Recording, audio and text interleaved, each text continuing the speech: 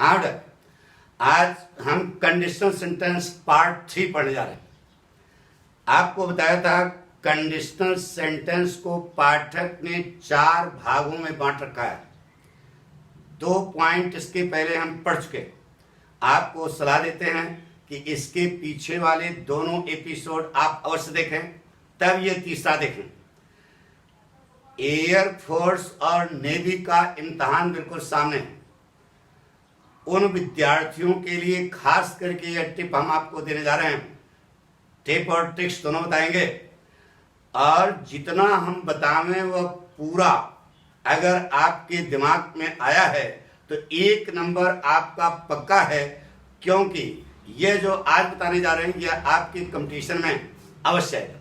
और सलाह देते हैं बेटा, पूरा एपिसोड जब देखोगे तभी इसके सारे कंसेप्ट क्लियर होंगे, नहीं तो फिर आपको कंसेप्ट क्लियर नहीं होगा। साफ साफ बता दें, ठीक है। तो आज हम कंडीशनल सेंटेंस पार्ट नंबर 3 बताने जा रहे हैं। ध्यान से देखो, एक वाक्य होगा, एक वाक्य होगा, ठीक है।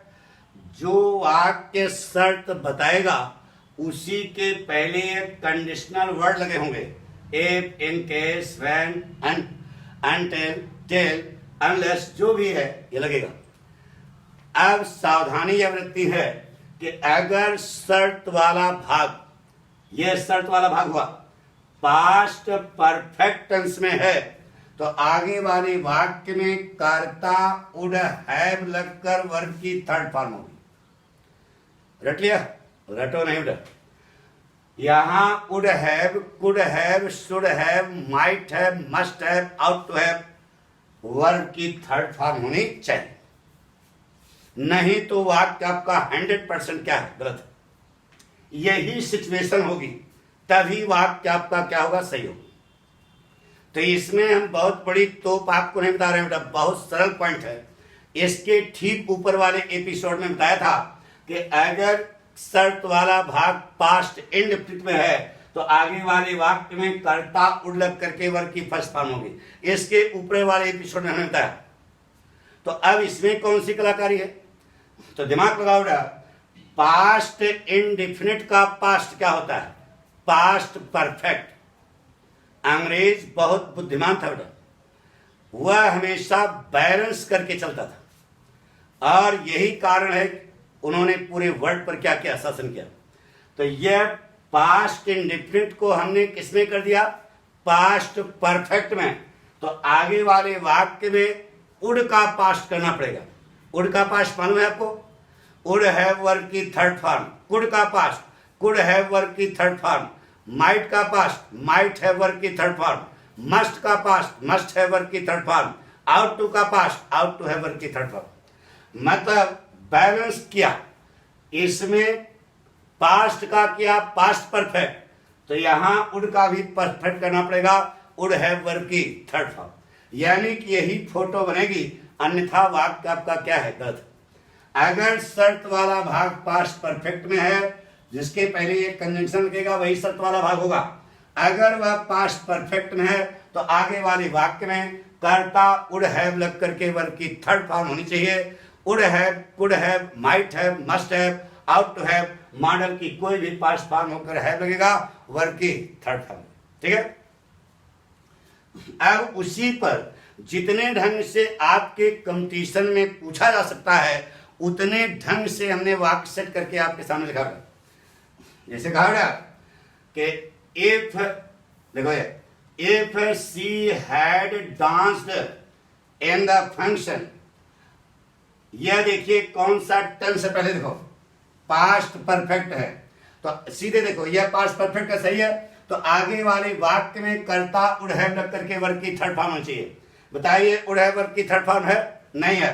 तो इसको आप सही करिए, कर्ता वुड हैव लगा करके यह वर्ब की कौन सी फॉर्म हो जाएगा? थर्ड फॉर्म, रिवार्डेड हो जाए।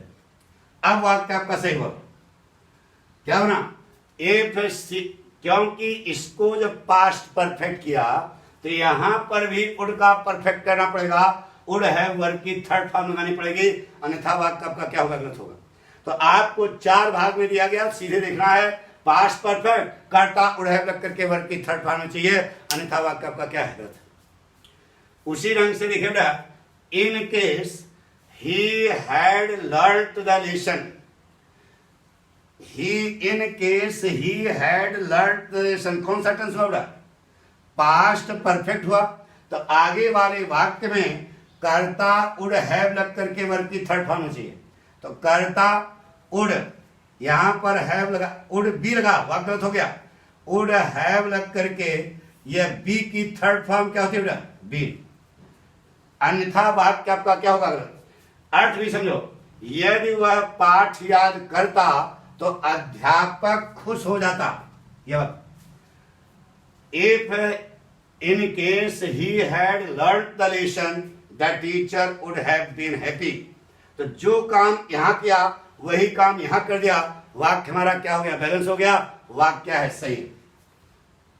जैसे कहा ना, सपोजिंग,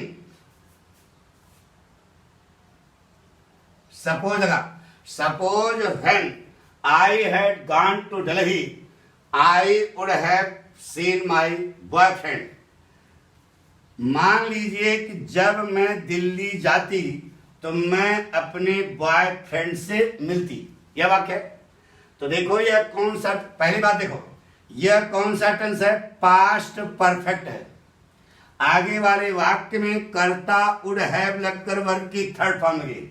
लड़का सोचेगा वाक्य सही है, वाक्य तो सही है, लेकिन यहां पर आपने डबल कंजंक्शन लगा दिया। तो गलती कहां होगी? यहां सपोज भी कंजंक्शन का काम करा, व्हेन भी, तो यहां पर सपोज आपको काटना पड़ेगा या व्हेन काटना पड़ेगा, दोनों में, क्योंकि डबल कंजंक्शन का प्रयोग क्या है? वर्जित। तो अब वाक्य सही हुआ, when I had gone to Delhi I would have seen my boyfriend, क्योंकि तो बैलेंस सही है। गलती यहां कर दिया उसने, सपोजिंग या सपोज करके व्हेन लगा दिया, वाक्य आपका क्या हो गया? गलत हो गया। तो डबल कंजंक्शन का प्रयोग वर्जित है, तो सपोज और व्हेन दोनों एक साथ इस्तेमाल यहां पर नहीं होंगे। नहीं समझ? तो क्या काटोगे एक वाक्य सही होगा? व्हेन काट दो तब भी वाक्य सही है, सपोज काट दो तब भी वाक्य सही। पक्का? आगे देखो, if you had not walked fast, दिमाग लगा के बताओ यह कौन सा टेंस है?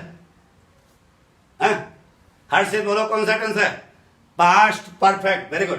तो आगे वाले वाक्य में देखो क्या होना चाहिए? कर्ता वुड हैव लगकर वर्ब की थर्ड फॉर्म होनी चाहिए। बताइए, लगा नहीं है तो वाक्य आपका क्या है? गलत है। अब सही करो।